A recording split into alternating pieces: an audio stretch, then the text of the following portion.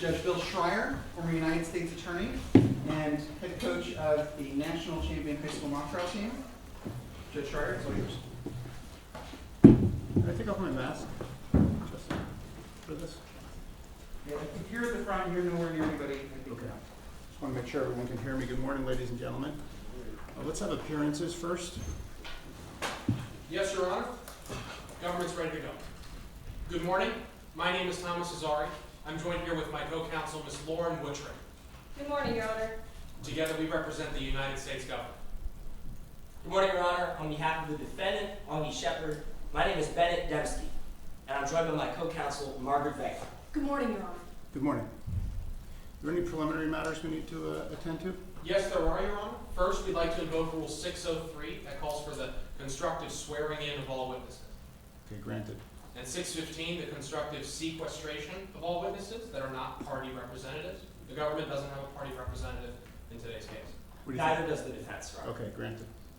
Your Honor, since it's our first time in your courtroom, we'd like to ask your preferences regarding movement about the well. Should we ask before approaching opposing counsel, the bench, the witness, or the jury? Just make a record of what you're doing. Of course.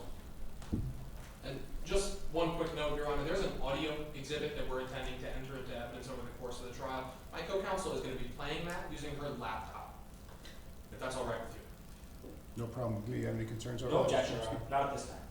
Okay. And with that, Your Honor, the government's ready to go. Okay. Anything from you, sir? Yes, Your Honor. The defense has two preliminary matters. First, we'd just like to note that our defendant, Mr. Shepard, is constructively with us in court today. And second, Your Honor, we'd like to bring to the court's attention the fact that there is a witness in this case. We expect the prosecution is going to put an affidavit into evidence from this witness. That has a name very similar to mine, and we'd just like to let the court know that there is no relation. Okay. With that, we're ready to proceed. The juror's ready to go? Okay, then I'll call the case of United States versus Augie Shepard. And prosecution, you may present your opening statement.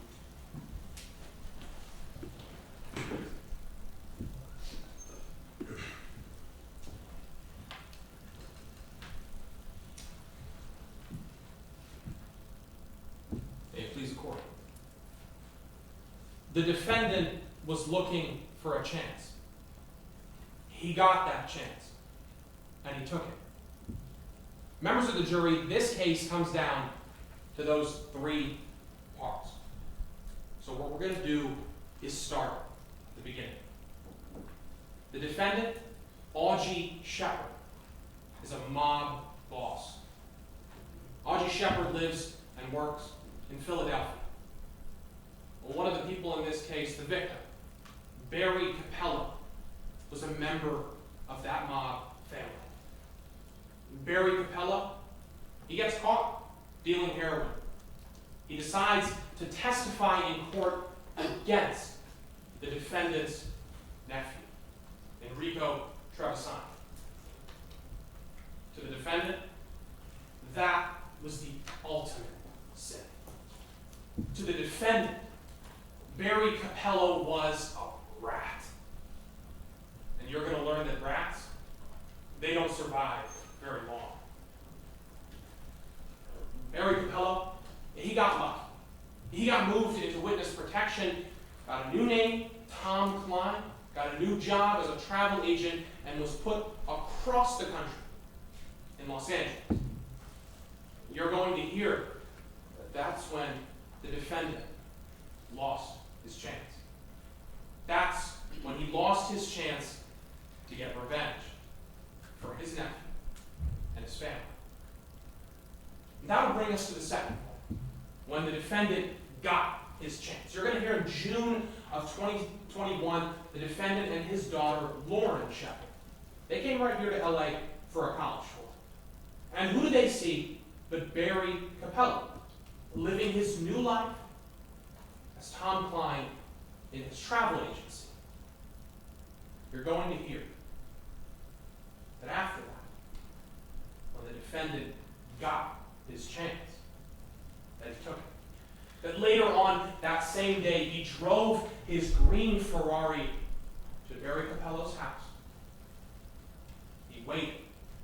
The defendant waited as Barry Capello left his house. The defendant acted.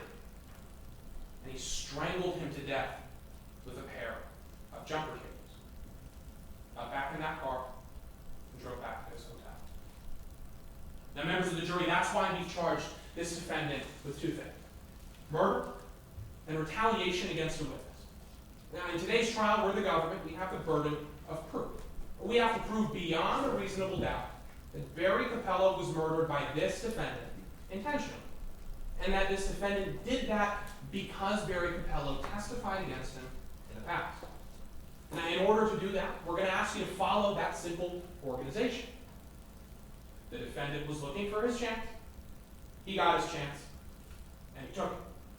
So to show you how the defendant took his chance, you're going to hear about three specific things: the Ferrari, the figure, and the footprints.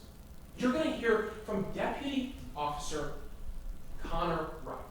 And now, Connor Wright, he was assigned to investigate. She was assigned to investigating this case, and she found the defendant, that green Ferrari that he was driving, seen right outside Barry Capello's house when he was murdered.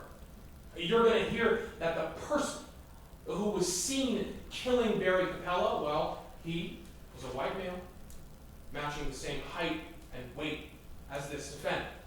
You're also going to hear about those footprints, how there were footprints found on the scene by forensic investigators, and that those footprints matched the height and the weight and the shoe size of this defendant. Now, at the end of today's trial, I'm going to get another chance to speak to you. We're going to walk through the evidence together, and I'm going to show you how the defendant was looking for his chance, how he got his chance, and he took it. I'm going to ask that you find the defendant guilty. Thank you. Thank you, Mr. Azari. Mr. Demsky, I take it by the fact that you're standing, you're not going to reserve your We're not going to reserve, Your Honor. We're going to make it open. Proceed whenever you're ready, sir.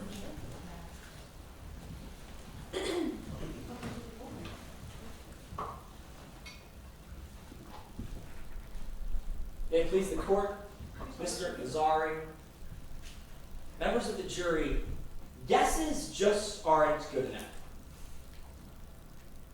It's June 25th, 2021, and it is a sweltering summer day right here in Los Angeles. The defendant, Mr. Shepard, is here in California visiting colleges with his daughter. They go to Berkeley, Santa Barbara, UCLA. It's the end of a wonderful week, and the morning starts off great. They go to lunch, they get some ice cream, they have a campus tour, they eat dinner, they go to bed, and that's it. From Augie Shepard's point of view, that is all that happened. On June 25th, 2021, Augie Shepard went to sleep, and he has been living a nightmare ever since. Now, the prosecution came up here, and they just told you about a murder.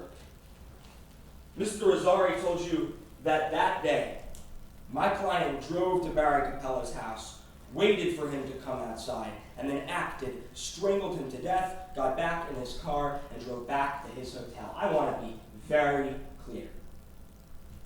That is their best guess at what happened. And guesses just aren't good enough.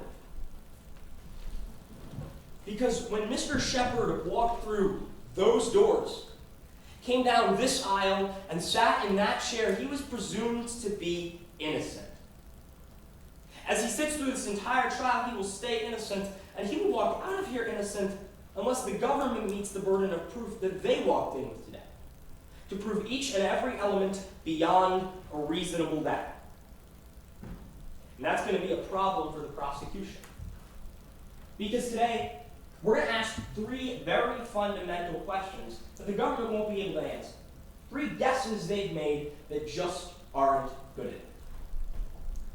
First, where was Augie Shepard at the time this crime took place? Because we're going to show you phone GPS data today that will answer that question. In his hotel, in his room, in his bed, asleep. And you're going to learn that nothing, not an eyewitness, not DNA, not camera footage, places Mr. Shepard anywhere near the scene of this murder. And that brings us to question number 2. How would Mr. Shepard have figured out where Barry Capello was living? You're going to hear today that this murder took place at Mr. Capello's house. And Mr. Capello's house, 7 miles away from where he worked. 7 miles away from where the prosecution is going to claim that the two of them just ran into each other. We're going to call Mr. Shepard's daughter to the stand, Laura. She's going to testify that the two of them never spoke to Barry Capello, that the two of them never followed Barry Capello, that she didn't hear her father mention the name Barry Capello once. We expect the government is not going to be able to give you an explanation for how Augie Shepard could have figured out Barry Capello's address. And that brings us to question number 3. Who else could have wanted Barry Capello dead? Because what Mr. Azari didn't tell you a moment ago is that Barry Capello didn't just testify against one lieutenant in the DeBruno crime family. No, he testified against 12 alleged mobsters. 12 people who the government isn't going to be able to tell you a single thing about today. 12 people who had reason to want Barry Capello dead. So throughout today's trial, when you hear them guess about where Augie Shepard was during the crime, when you hear them guess about how he could have figured out Barry Capello's address, when you hear them guess about who else could have wanted this to happen, I want you to remember that we can't find Augie Shepard guilty because we guessed. And guessed wrong. I'm going to ask you to find Mr. Shepard not guilty. Thank you. Thank you, Mr. Demsky. I'll give the jurors a chance to fill out their ballots.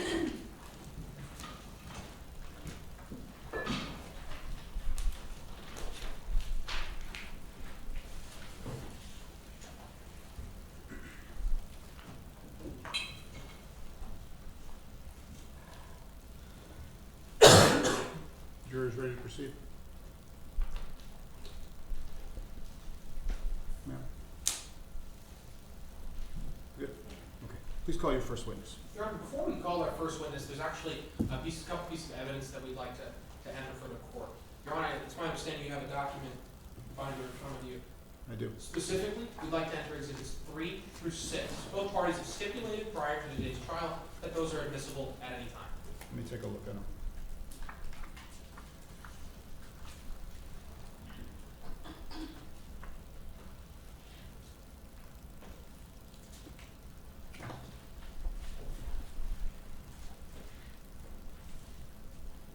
Mr. Demsky? No objection, Your Honor, pursuant to a pretrial order. Okay, 3 through 6 are received. At this time, Your Honor, we call Marshal Connor Wright to the stand.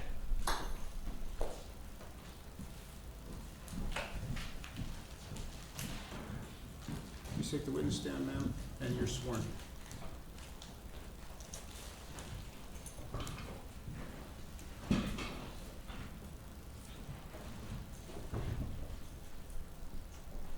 May I proceed? You may.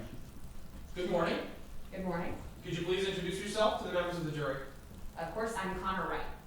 What do you do for a living? I am a U.S. Marshal for the United States government.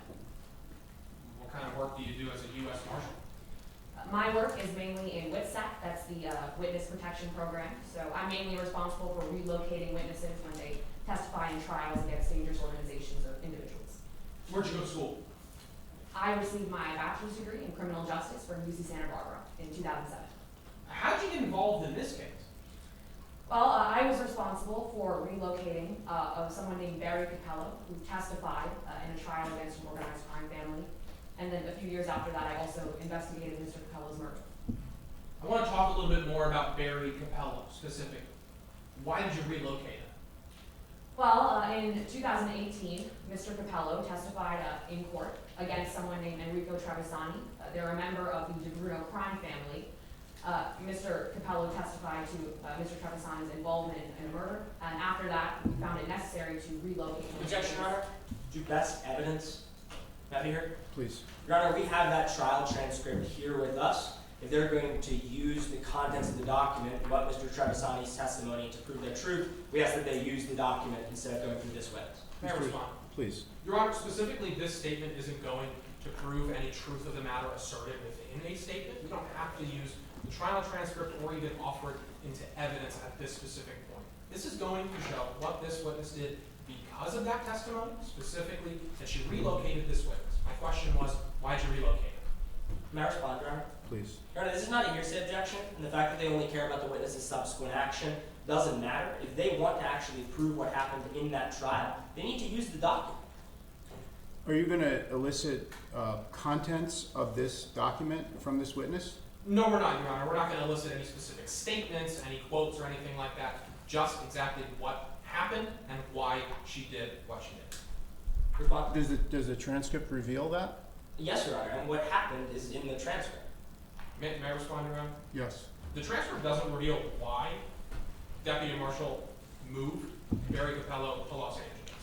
The transcript only concerns Barry Capello's specific testimony and the words that he said during that testimony. We're not offering any of those specific words. We're just offering what happened and why she moved it. What's the harm of admitting the exhibit? Your Honor, specifically the harm is that I'm sure Mr. Demsky is going to make an objection to hearsay or any number of things if I try to enter that document. There's really no purpose in us entering the document. It's going to serve to confuse the jury because they're going to be able to read that when the jury deliberations begin. And how is it going to serve you to have it in? Because, Your Honor, we believe the interest of justice would be best served if the jury can actually read the trial transcript instead of hearing this witness editorialize about what happened. We're not going to object. We'd like them to use the document. May I respond to that, Your Honor? Sure. The editorialization language that Mr. Demsky just uses is important to focus on, Your Honor, because this witness isn't going to be making something up that didn't happen within that document. She's not going to be saying that something different from the trial transcript is actually what happened, and that's why she moved her. If Mr. Demsky has a problem with the veracity of the statement that this witness is making, he's free to bring that up on cross-examination. Agreed. Overruled. Yes, Your Honor. And ma'am, I think we got cut off right at the end, so I'll ask you one more time. Why did you move Barry Capello?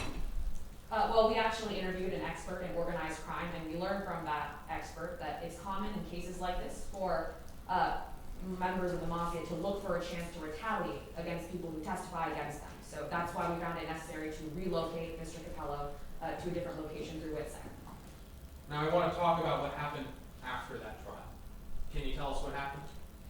Yes, so after that trial, we did locate Mr. Capello to Los Angeles. We gave him a new identity, a new name, a new job. That's pretty standard when we're dealing with people being relocated in the witness protection program. How long after you relocated Mr. Capello was he murdered? It was 3 years. We relocated him shortly after the trial in 2018, and then he was murdered in June of 2021. Your Honor, I'm now approaching opposing counsel with what's been marked as Exhibit 26.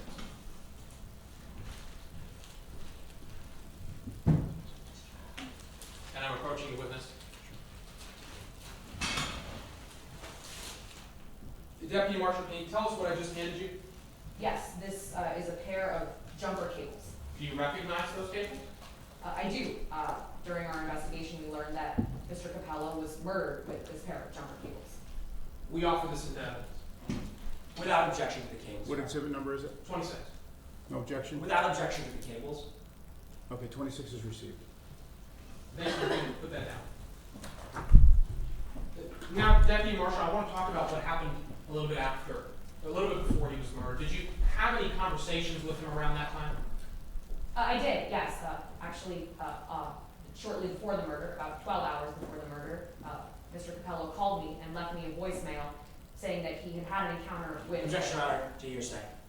May I respond? Please. We're about to enter that document into evidence. It's a specific transcript. She's just laying foundation for what the document is. And have you heard on the hearsay specifically? Yes. Your Honor, the specific content of that document, if you turn to Exhibit 14, that's the transcript that we're about to enter. Okay. First, it says, call me when you get this. That's a command. It has no truth value. It's not hearsay. The second part, the rest of that statement, it's actually an exception to hearsay under Rule 803.1. It's a present sense impression. It's made while the declarant is perceiving it. Specifically, you can see it says, G. Shepard just walked by my office. May I Mr. respond, Dempsey? Your Honor? Yes. Your Honor, we would object to the statement by the witness and to the transcript as hearsay. Your Honor, we have a good faith basis to understand that this statement was not made immediately after he claims to have seen Augie Shepard.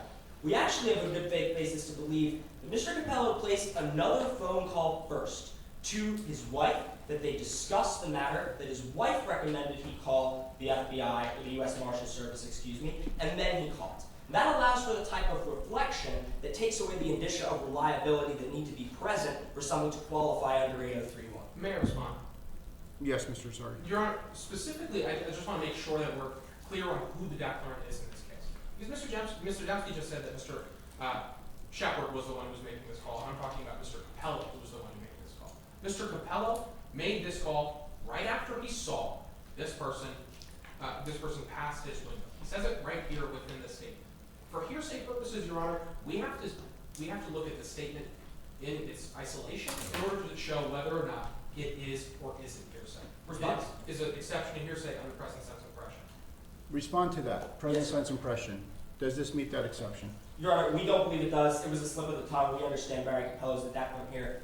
We don't think it meets present sense impression. We can't just examine the statement in isolation.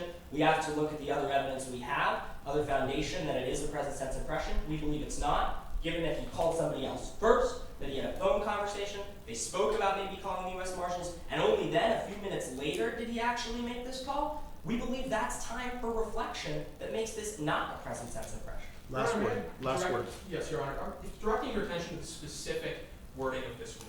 803.1 says that a statement describing or explaining an event or condition made while or immediately after the declarant received it is what qualifies something as a present sense impression. It doesn't say anything within that rule whether or not calling somebody first qualifies it as a present sense impression, whether reflecting on it qualifies as a present sense impression. That would be something more like excited utterance. Present sense impression says that something that's made while or immediately after qualifies under it, and the transcript is clear. Yeah, I'm ready to roll. So the first part is clearly a command and doesn't fall within the hearsay exception. Within the second part, it says, just walked by my office window, therefore the objection is overruled. It comes in as a present sense impression. Proceed. Yes, Your Honor. You got cut off just at the end there, so I'm going to ask you just one more time. You mentioned that you got a phone call. Could you tell us what was said in that phone call? Yes, that is correct. I received a voicemail shortly before the murder, about 12 hours in advance of Mr. Capello's murder. And in that voicemail, Mr. Capello said that he had encountered the defendant, Augie Shepard, and he said that they made eye contact. Could you turn to Exhibit 14 in that binder and tell me when you're there? Yes.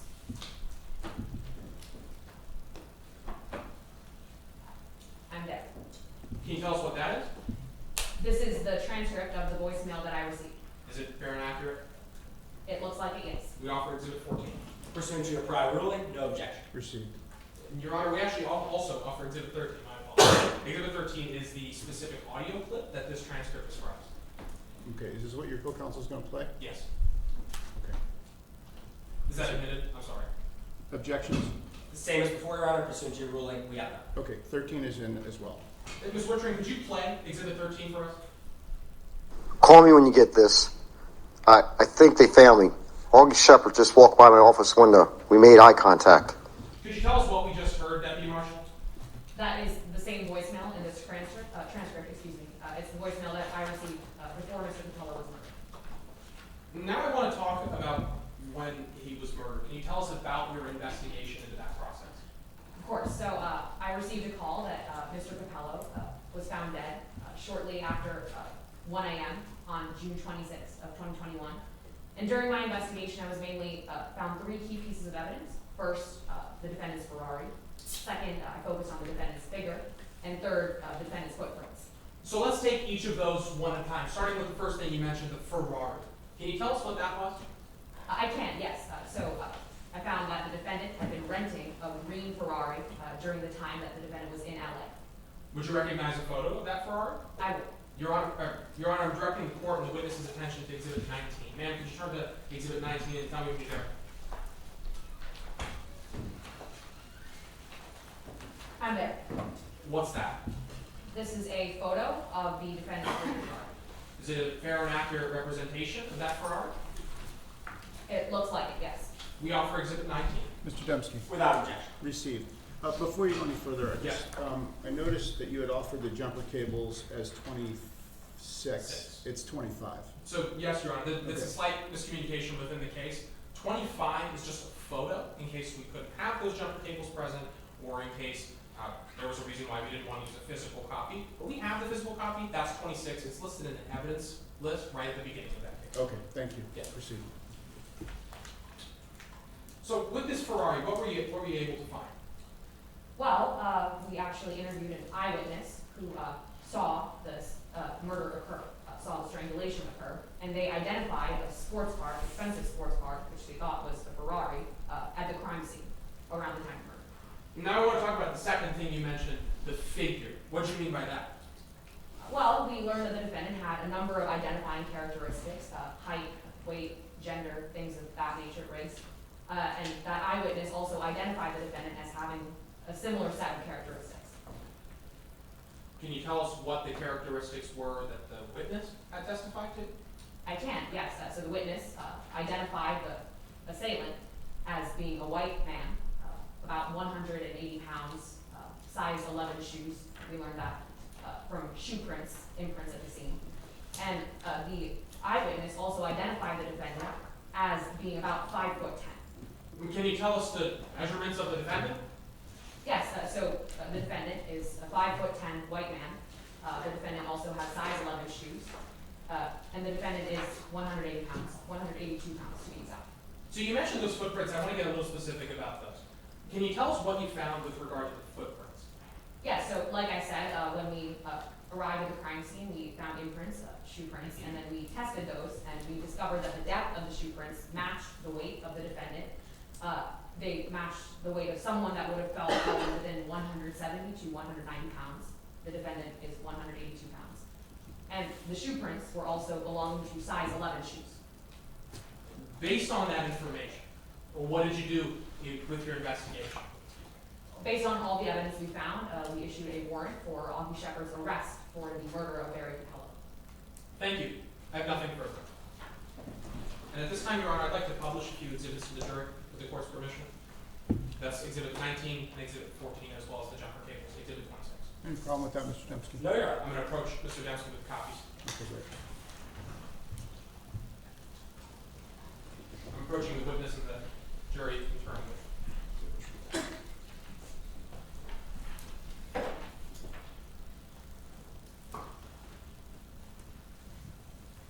Cross-examination. Please.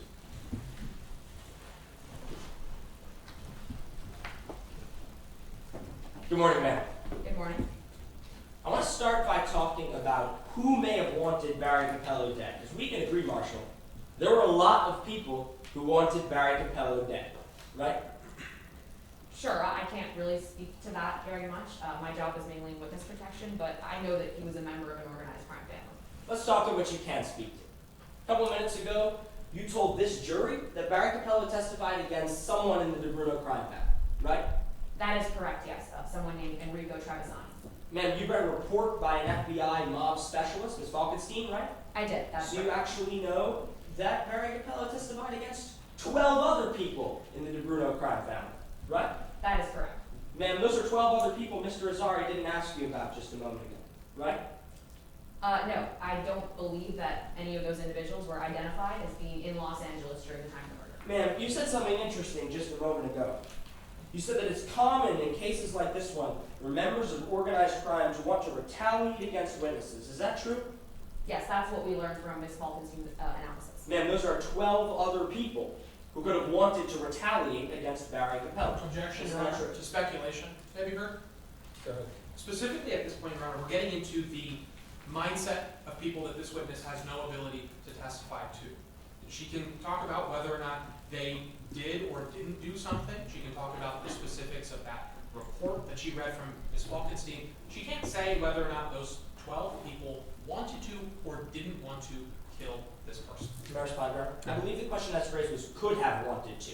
That is within a perception. Overruled. Ma'am, you know those are 12 other people who could have wanted to retaliate against Barry Capello or his testimony, right, ma'am? I suppose, again, I can't really speak to the intentions of those people, but Ms. Falkenstein did cite that looking for a chance to retaliate is something that can be common when we're dealing with organized crime. That's a yes, ma'am, 12 other people? I suppose, again, I can't really speak to what they were thinking. You suppose. All right, ma'am, I want to talk about what evidence you could tell this jury about that actually links Mr. Shepard to the scene of the murder. When you started investigating this case, you wanted to do as thorough a job as you could, right? Yes, that is certainly correct. You looked for anything that you could find that could tie my clients to Barry Capello's home that night, right? Yes, that's right. We followed standard procedures and we were collecting evidence on the scene. You looked for DNA, right? That is correct. You looked for security camera footage. That is correct. You looked for traffic camera footage. Yes, that's right. You looked at phone GPS data. That is true, yes. Ma'am, you didn't find any of Augie Shepard's DNA at the scene of the crime, did you? No, we didn't find the defendant's DNA. The eyewitness said that they saw the defendant wearing gloves at the scene of the crime. Ma'am, that's not what I asked you. It's a yes to my question. You didn't find any of Augie Shepard's DNA at the scene of the crime, right? Again, they were wearing gloves. Ma'am, you didn't find any security camera footage that showed Augie Shepard outside his hotel room the night of murder, right? No, when we conducted our analysis, when we reviewed the area outside of the hotel, as well as the area outside of Mr. Capello's home, we looked for security cameras and we didn't find any. That's a no to my question, ma'am. No security camera footage. That's right, there were no security cameras. You didn't find any traffic camera footage of my client that night along the 7-mile drive between the hotel and Barry Capello's house, right? No, we did not. But what you did find was phone GPS data that placed Mr. Shepard in his hotel that night, right? That is correct. We searched Mr. Shepard's phone, the defendant's phone, and we found that his GPS data showed that he was at his hotel. That's a yes to my question. Mr. Shepard's phone placed him in his hotel all night long. Isn't that true? That is true, yes. So let's talk about the evidence you mentioned a moment ago on direct examination. Ma'am, you talked about 3 things: Ferrari, a figure, footprints. Let's start with the Ferrari, ma'am. You told us just a moment ago that that eyewitness recognized the rental car that Mr. Shepard was driving, right? Well, that's not exactly right. The eyewitness, when we interviewed them, identified a dark sports car that looked expensive at the scene of the crime, and the characteristics of that car matched what we later discovered was a rental. That's exactly right. Your eyewitness didn't identify this car, did they? No, the eyewitness said that there was a expensive-looking Ferrari or some other expensive sports car that was dark in color at the scene of the crime. Ma'am, they didn't say Ferrari. They said an expensive sports car, maybe a Maserati, a Ferrari, a Lamborghini. They didn't know, right? Right, they said it was an expensive sports car, and they listed the brands that you just mentioned. Now, this was Santa Monica, right? That is correct. A lot of people drive nice cars in Santa Monica, right? Well, I guess it depends on where in Santa Monica you are, but generally that can be true. A lot of people drive nice cars who are organized crime, right, ma'am? I suppose that's right. Again, I can't really speak to those trends. That's something that we hired Ms. Falkenstein to look into, but sure. Ma'am, you can't tell this jury for certain that that car was outside Barry Capello's house, can you? Well, that car, no, I can't say that the characteristics of the car that were identified match the car that we knew the defendant rented, as well as, of course, the identification of the assailant themselves. And matches the characteristics of a lot of other cars too, right? No, I'm not sure I agree with that. The description was pretty specific. Dark sports car. Right, dark sports car, expensive looking in that area. It was not exactly very general. That's a yes. Dark sports car. Expensive sports car as well. And then the eyewitness also cited a number of very specific brands. Let's go to the next thing, ma'am. The figure. You just told us that the person was seen to be about 5'11", 180 pounds, right? Yes, that's true. We can agree there are a lot of 5'11", 180 pound people in the city of Los Angeles, right? 5'10", but you're right. That can be a common height, weight description. That's true. And then you told us about footprints, but we can also agree there are a lot of people who have size 11 shoes. Isn't that true? Sure, that's correct.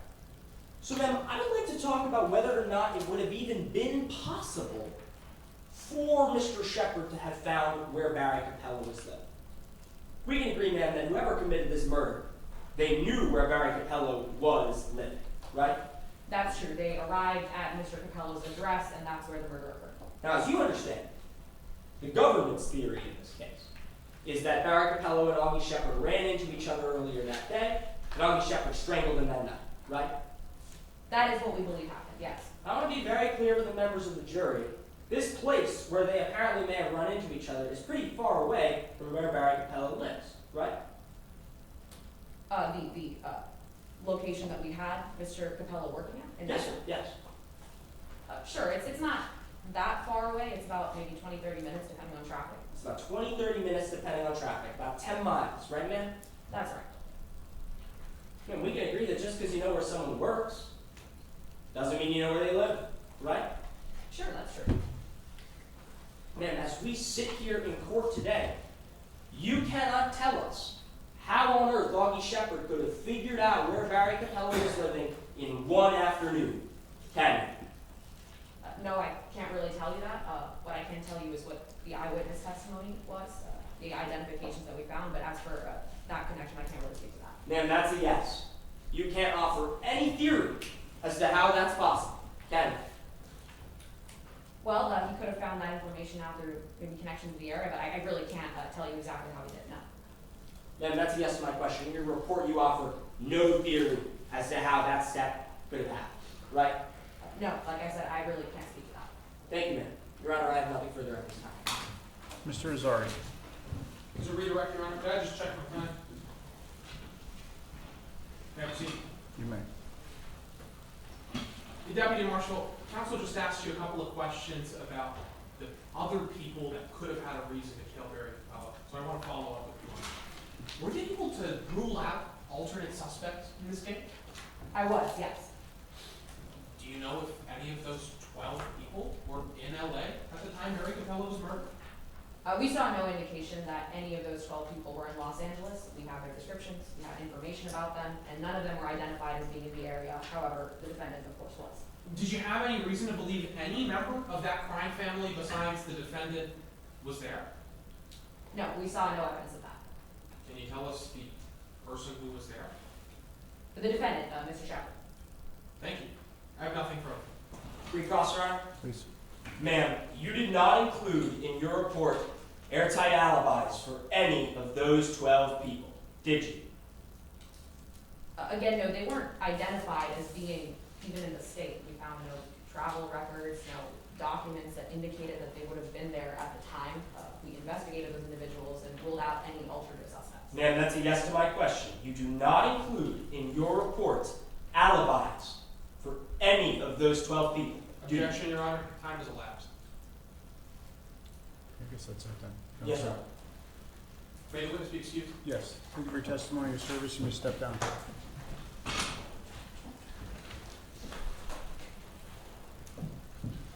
Mr. Azari, would you please close that exhibit binder? Of course. Mr. Demsky, Yes, Your Honor. We have a witness to call to the stand. We'd like to call Lauren Shepard. let me just make sure the jury's ready. Okay. Call your witness. We call Lauren Shepard. One small thing, Your Honor. We rest our case in chief. We're ready for that. Got it. Thank you. Ms. Shepard, please have a seat on the witness stand. Consider yourself sworn. May I proceed? Good morning. Could you please introduce yourself to the members of the jury? Good morning. My name is Lauren Shepard. How old are you, ma'am? I'm 18 years old. What do you do for a living? I'm a student. I'm a freshman at SNCC up the road, Santa Monica Community College. Do you know why you're here in court today? I do. I was told my dad, Augie Shepard, is on trial. They're saying he killed someone. Ma'am, before we talk about the events of June 25th, 2021, I want to take a step back, and I want to talk about your dad. Can you tell the members of the jury what he's like? He's great. He was the best dad. Me and my little brother growing up, he was always there for us. He came to all of our games. I love him. Have you ever seen your father, Mr. Shepard, be violent towards anybody? No. So, ma'am, I want to talk about June 25th, 2021 with that in mind. Where were you that day? Well, we were on a road road trip, me and my dad. We were doing a lot of college tours, and June 25th, we were here at UCLA, Los Angeles. Ma'am, how'd that day start out? What was the first thing you did? Well, like I said, we were on a road trip. We had just come down from Santa Barbara, and we got in around maybe 10 a.m. We stayed at a hotel just right off campus, and then we got lunch together. Where'd you get lunch? This Italian place right on Westwood Boulevard called Pomodoro.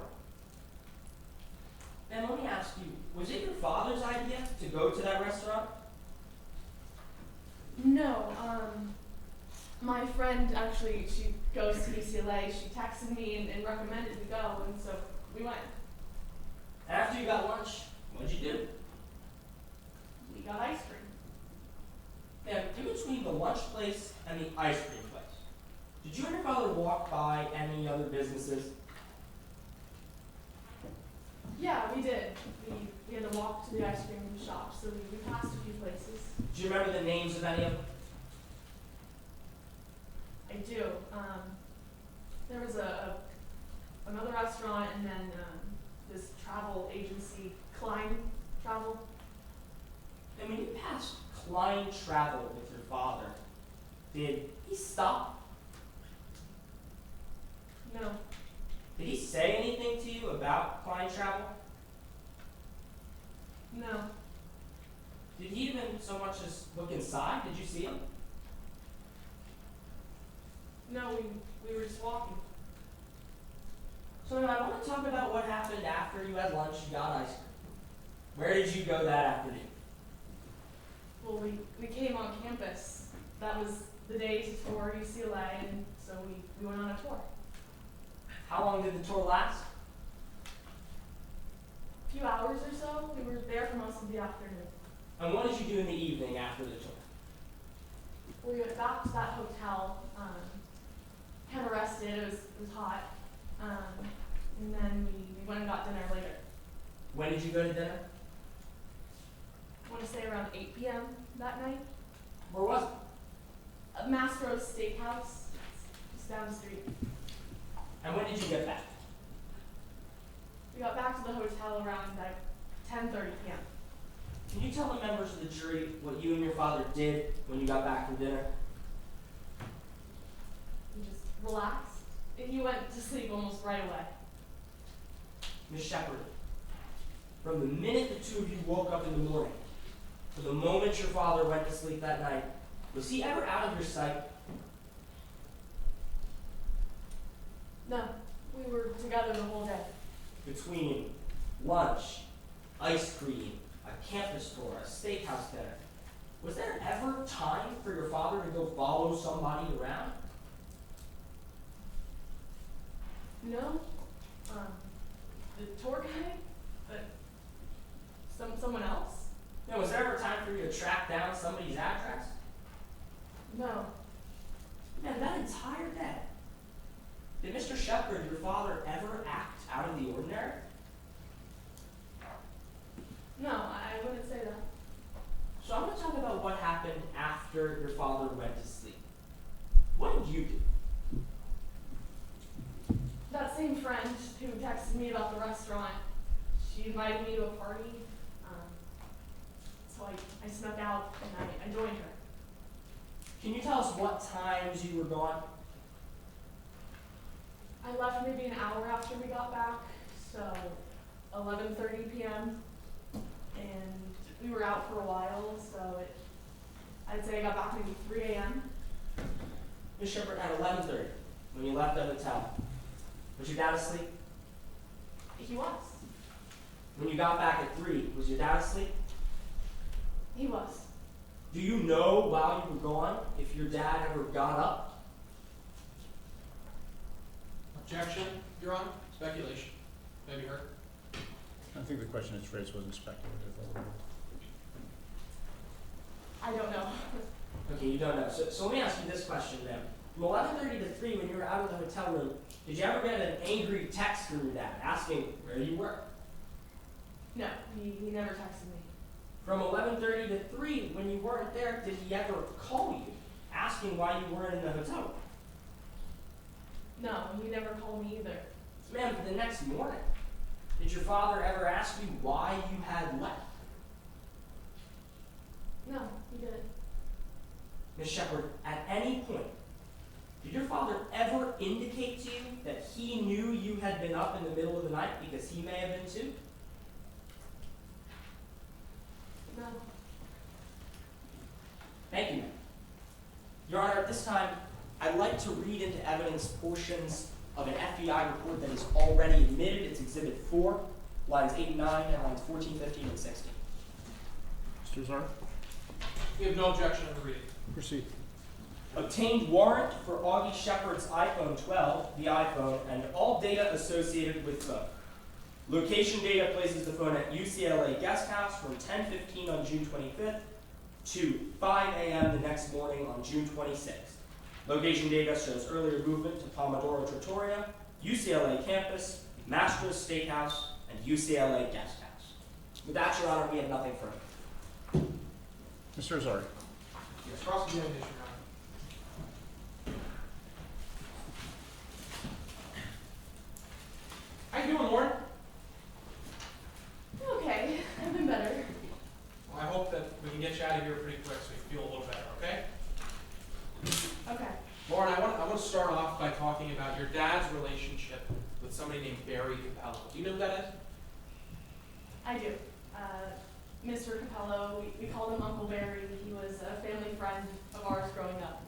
You called him Uncle Barry because him and his dad are pretty close, right? Yeah, that's right. Him and his wife, they would come to your house every holiday for like 5 years, right? Oh, it was more than that. Uncle Barry was around since I was a kid. We were really close. Well, you're 18, so it must have been around 10 years that your Uncle Barry was coming around every holiday, right? I mean, my whole life, so 18. 18 years. He was coming over every single holiday. That's what you're saying, right? For the most part, yeah, he was like family to us. But you know that your Uncle Barry, well, he testified that your dad was a mobster, right? I heard he did that, yes. And he testified that your cousin Enrico, he was a murderer, right? I remember hearing about that, yes. You talked to your dad about that trial, right? He talked to my dad? You talked to your dad about that trial, right, Nick? Right. It was big in our family. We all talked about it. Your dad was distraught. He'd say that, right? He was. We all were. You were all so upset, but your dad specifically, he was more upset about this than he was when his mom died, right? Yeah, he was. We were all shocked. We didn't see that coming from him. It's true that he was more upset about this than he was when his mom died, right? It appeared that way. You also remember your dad talking about Barry Capello in that moment, right? Right. Like I said, we were all talking about this. It was a big time for our family. Oh, you remember your dad saying, Uncle Barry, he's a rat, right? Right. You remember him saying he is dead to our family, right? That's right. You remember him saying, I don't want to see that rat's face ever again, right? That's right. Now I want to talk a little bit more about your trip to LA. You went to California to look at some colleges, right? Last summer, me and my dad did, yes. You stopped at UCLA at the end, right? Yes, it was our last stop. I want to talk about your day in Westwood. You went out to lunch to Pomodoro, right? Like I said, we did. Do you recognize a map of that area if we looked at it? I'm sure I would. Could you turn to Exhibit 21 in that binder in front of you? Tell me when you're there.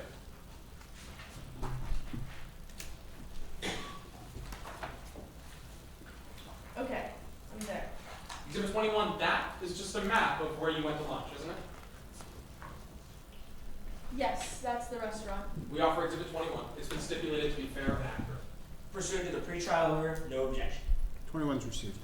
So Lauren, I want you to follow along with that map as I talk about it and show the jury what we're talking about, okay? So right here you see on that blue circle where there's a knife and a spoon.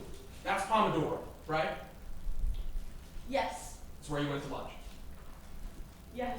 You left at around 12:47 p.m. You'd say that, right? Left the restaurant. Is You that- left the restaurant at 12:47 p.m. Yeah, that sounds about right. You and your dad, you decided to get some ice cream, right? Like I said, yes. So you went up the street to this ice cream shop, Saffron and Rose, right? Yes, that's the place. In between those two places, there's a shop. It's called Kline Travel, right? Yes, it's right in between. And that's the icon, that's a suitcase for where Kline Travel is, right? It appears so. You and your dad walked past Kline Travel in order to get to that ice cream shop, right? That's right. You can put that down now, because I want to talk a little bit about what happened later on in that day. Now, later on in that day, you went back for dinner with your dad, right? Like I said, yes, we went to dinner at night. Dinner, when that was done, you went back to your hotel, right? We did. Your dad went to sleep. He did. You went out at around 11:20, right? Right. Like I said, it was about an hour later. From 11:20, you were out until around 3 a.m. Isn't that true? That sounds right. You've been asked about this case before, haven't you? I have. You spoke to a deputy marshal in this case? Yes. Well, that marshal, she asked you if you were at the hotel the whole night, right? Right. We talked about the whole day's events, and the hotel was part of it. Specifically, she asked you if you were at the hotel the whole night, didn't she? That's right. The first time she asked you that, you said yes, right? You have that right. That's not true, Lauren, is it? No, like I said, I went out, joined my friend. When you got confronted with some text messages from that deputy marshal, you told her, yeah, okay, I was out until around 12:30. That's what you said, right? Right. I was out then. And that, when you saying that you were out until 12:30, well, that's a lie too, isn't it? No. When you told this deputy marshal you got back to your hotel at 12:30, right? No, I got back to my hotel around 3 a.m. The second time you were asked about your whereabouts, you said you came back to your hotel at 12:30. Isn't that true? Maybe. I told her I got back around 3. Maybe. So let's talk about the next time that you were asked where you were that night. The next time that you were asked, that's when you said, okay, I was out from 11:20 to around 3 a.m. That's what you said, right? That's right. I was out during those hours. That's the truth, isn't it? That's right. That's what I've been saying. And from 11:20 to around 3 a.m., you weren't at your hotel, right? No, I was at that party with a friend. From 11:20 to 3 a.m., you weren't with your dad, right? No. Thank you. I have nothing further. Were you erect, Your Honor? Please.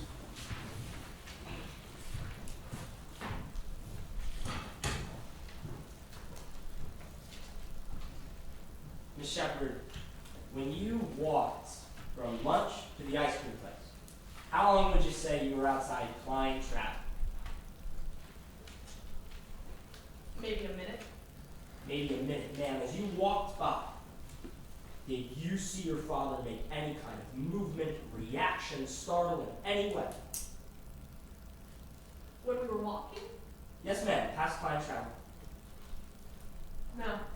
Did you even so much as see him turn his head and look inside? I don't think so. No. Thank you. Nothing further. Mr. Azari? There's no request for the witness. Okay. Maybe she'd be excused, Mr. Demsky. Yes, Your Honor. Thank you for your testimony. You may step down. Anything further from the defense?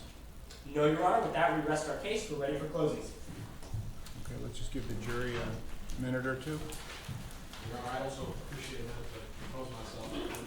You got it. Thank you.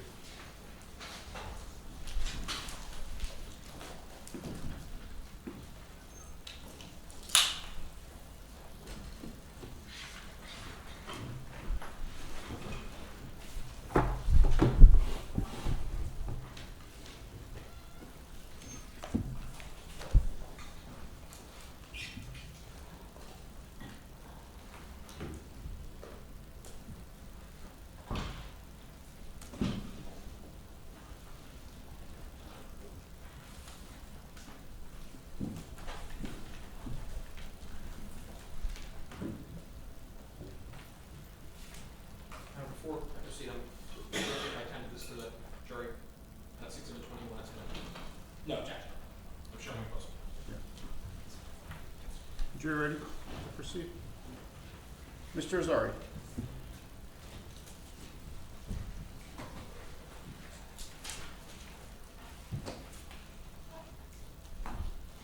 May it please the court.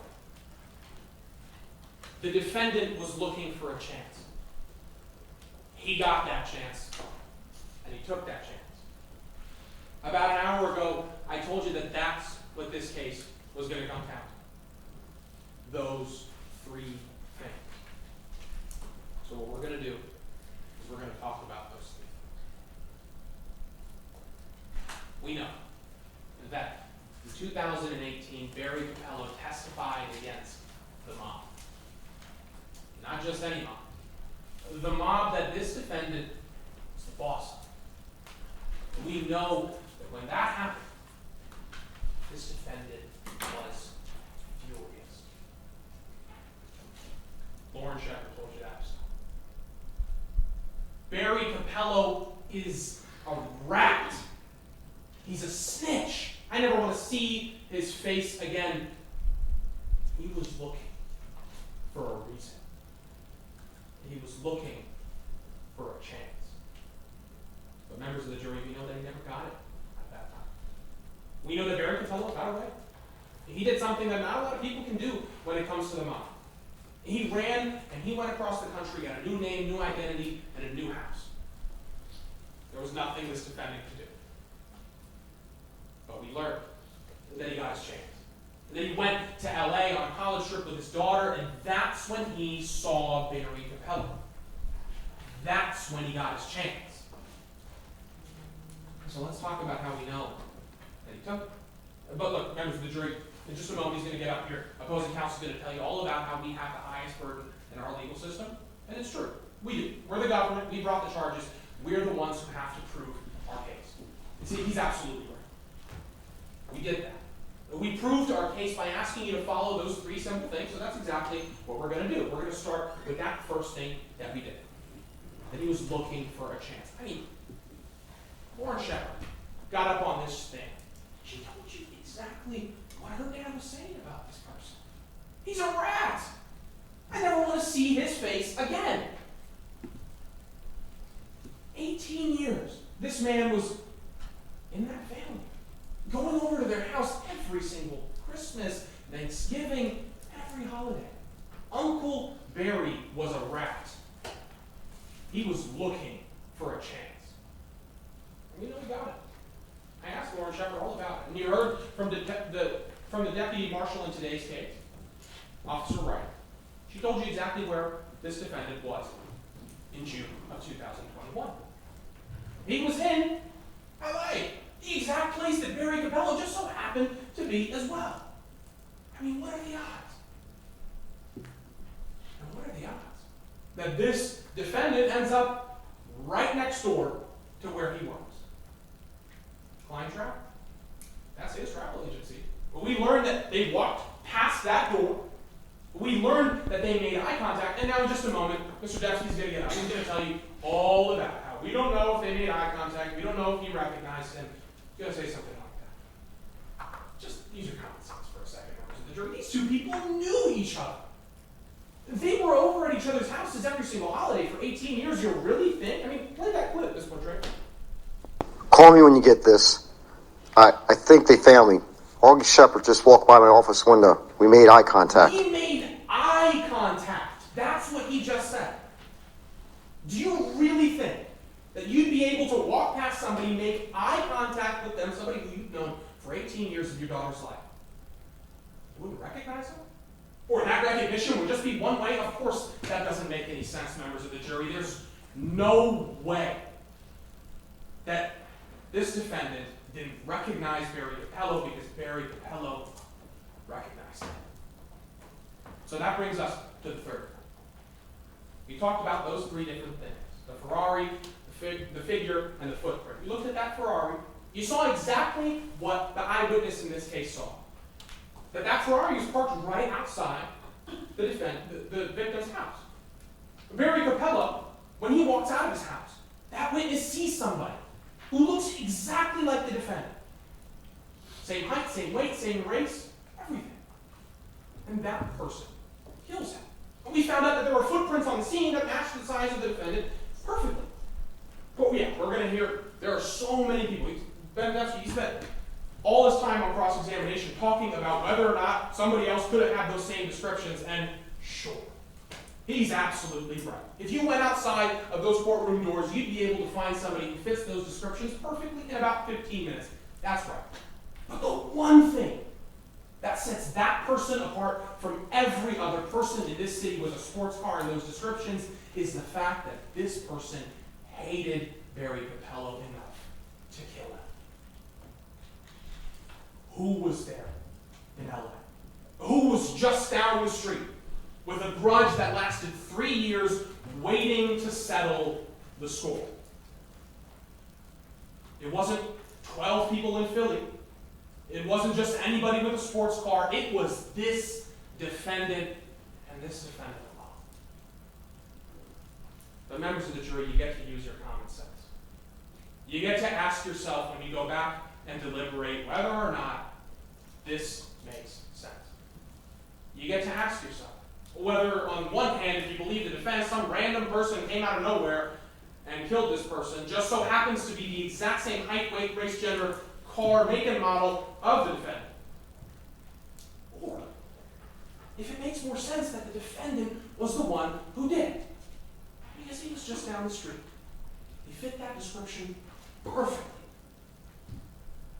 And he had a grudge against Barry Capello that he couldn't wait to get the chance.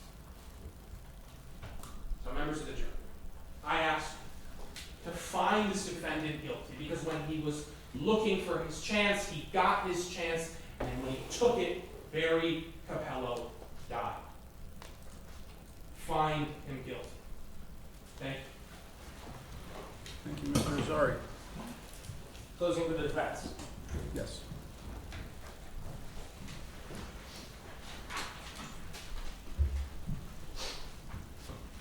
May it please the court, Mr. Azari. Members of the jury. Guesses just aren't good enough. Of all the horrible things that the prosecution has said about Mr. Shepard today, there's one thing that they haven't tried to deny him. Mr. Shepard is a father. On June 25th, 2021, he came to Los Angeles as a father. Not as the mob boss the prosecution has tried to paint him as today. Not as a stalker or a cold-blooded killer. As a father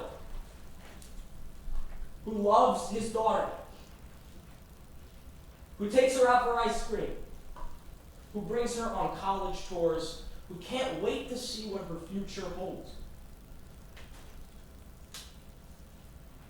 Members of the jury, what you just heard from them, that Mr. Shepard drove to the house, waited, strangled Barry Capello, and then drove back to that hotel. You didn't hear that from a single witness today.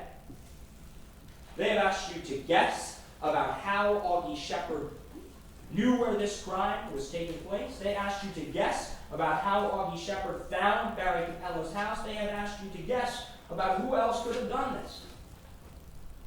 At best, these are educated guesses. At worst, they're blind ones. But either way, in this court, guesses just aren't good enough. And that matters. Because when the government charged my client with murder and with witness retaliation, they took on a burden of proof. Mr. Azari spoke a lot in his closing statement about what makes more sense. His burden is not to tell you what makes more sense. It is to prove his case so thoroughly, so completely, that when the judge asks you to walk back through that door and make a judgment about Mr. Shepard, you have to be convinced. You can't have a nagging thought in the back of your head, a lingering question, a reasonable doubt in your mind as to whether or not Augie Shepard killed Barry Capello. And that's a burden they have failed to meet. Because today, there were three very fundamental questions the prosecution just couldn't answer. Three guesses they've made that just aren't good enough. So what I want to do now is I want to walk through them one at a time. First, where was Augie Shepard when this crime took place? Because they presented no direct evidence to tie Augie Shepard to the scene of this crime. No fingerprints, no DNA, no security camera footage from the hotel, no security camera footage from Barry Capello's street, no CCTV footage from that 30-minute drive that their witness talked about, no eyewitness identification, nothing. Either the government did the worst investigation of all time, or they did look for all that stuff, they found nothing, and they decided not to tell you. We brought you phone GPS data that places Mr. Shepard in his hotel all night long. Mr. Azari is going to come up here, he's going to say, don't listen to the phone GPS data. Well, what are you supposed to listen to, members of the jury? The fact that he says so? They told you about a Ferrari, a figure, and footprints, and I want to walk those three things one at a time. First of all, the Ferrari. The witness got up here and said it was a very specific type of car that the eyewitness saw outside the house. Dark, sports car. Does that sound specific to you, members of the jury? Then we move into another very specific type of description. 5'11", 180 pounds. Mr. Azari keeps talking about the fact that Barry Capello was in Los Angeles. At the same time, Augie Shepard was in Los Angeles. There are millions of people who live here, and a whole lot of them are 5'11" and 180 pounds. And the footprints, members of the jury, size 11 feet. It's very common. Those three things do not prove that Augie Shepard was at the scene. That brings us to question number 2. How could Augie Shepard have figured out where Barry Capello was living? They didn't even give you a guess on this one, members of the jury. They want you to go back in there and take your best shot. How could someone who was on a college tour, getting ice cream, eating lunch, going to a steak dinner, and going to bed, how are they supposed to figure out where someone living in deep cover witness protection is in one afternoon? It makes absolutely no sense because it didn't happen. They're guessing about how that's possible. That brings us right to question number 3. Who else could have done this? Remember what one of the first things their witness told you was. It's common in cases like these for members of organized crime to retaliate against witnesses. If that's true, members of the jury, then by their own admission, there are 12 other executioners out there who Barry Capello testified against who they didn't tell you anything about. Mr. Azari and the federal marshal come up here and they say, well, we ruled them out. Members of the jury, if they have alibis, show them to us. If they ruled them out, prove it to us. They didn't do that. In his closing statement, Mr. Azari told you these are 12 people in Philly who didn't commit the murder. We heard absolutely no testimony that they were in Philly. We heard absolutely no testimony about where they were at all. We don't know who else could have wanted to kill Barry Capello. We don't know if they were near the scene of the crime. That's reasonable doubt, and it means they haven't met their burden.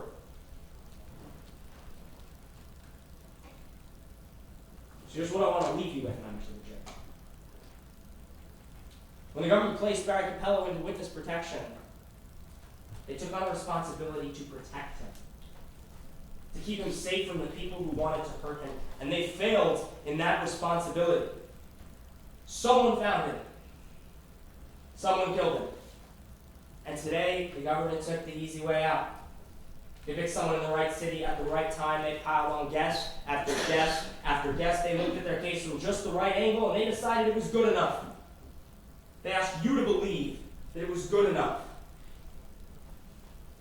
By now you know, members of the jury, guesses are never good enough. That's why I ask that you find O.E. Shepard not guilty. Thank you. Thank you, Mr. Demsky.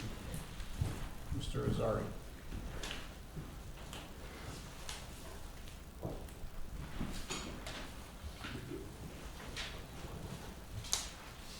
Merci.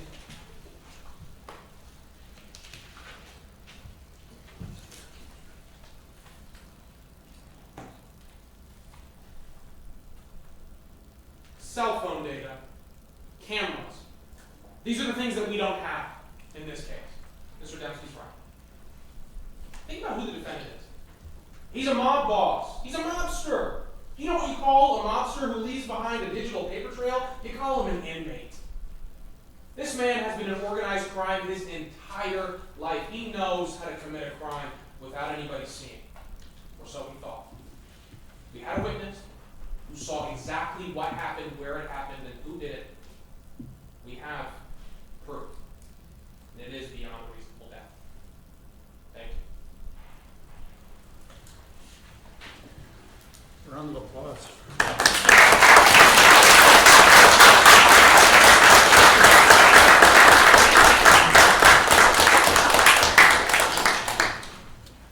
So I'm going to ask the jurors to give very brief comments, introduce yourself, and then after the ballots are submitted, though. Okay, let's wait till the ballots are submitted.